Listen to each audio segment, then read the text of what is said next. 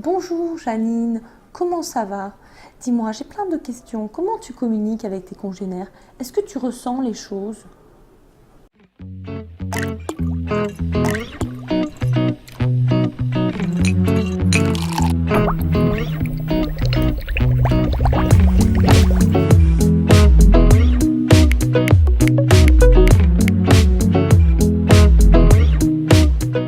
Bonjour, je m'appelle Gaudière Erika et je suis médiatrice scientifique de formation.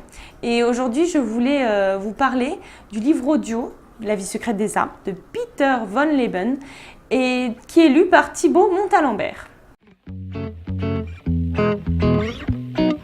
Peter von Leben a essayé de remettre en question la vision dont il avait de la forêt qu'il gérait. Et pour cela, il a collaboré avec des chercheurs afin de comprendre un individu, mais aussi l'interaction qu'il avait avec les autres. Et dans son livre, il répond à certaines questions, comment ils se reproduisent, comment ils communiquent, comment ils s'adaptent, comment ils survivent. Et donc, via son livre, on rentre dans l'intimité forestière.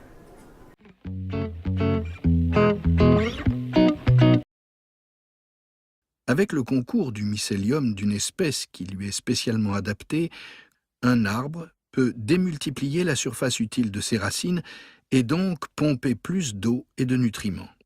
On observe 2 fois plus d'azote et de phosphore dans les plantes associées à un champignon partenaire que dans celles qui n'ont que leurs seules racines pour capter les ressources du sol.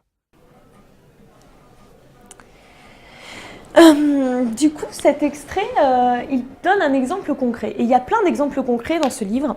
Et là, plus précisément, il parle d'échange de bons procédés entre un champignon et un arbre. Et il faut savoir que le champignon peut être aussi un support de communication pour qu'un arbre communique avec un autre arbre.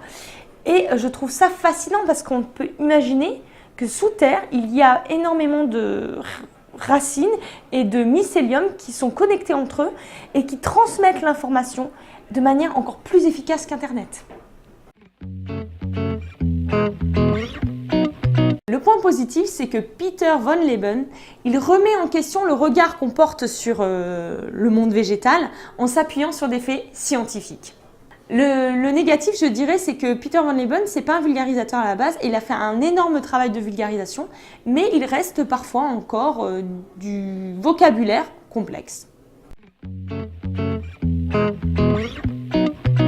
Alors en conclusion, je dirais que moi ce livre il a vraiment changé mon regard sur le monde végétal et que si vous aussi vous voulez regarder la forêt différemment quand vous y baladez, n'hésitez pas à lire ce livre.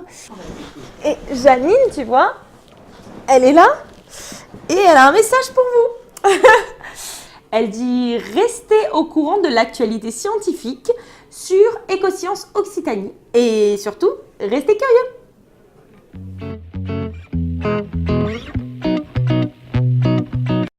Bonjour petits champignons, nous allons expérimenter quelque chose. Nous allons essayer de communiquer avec Janine. Moi, Janine, toi, tu es l'intermédiaire. Tu vas lui dire que je l'aime. Allez, petit champignon voyageur. Allez hop hop hop. Hein, tu crois que ça va marcher ?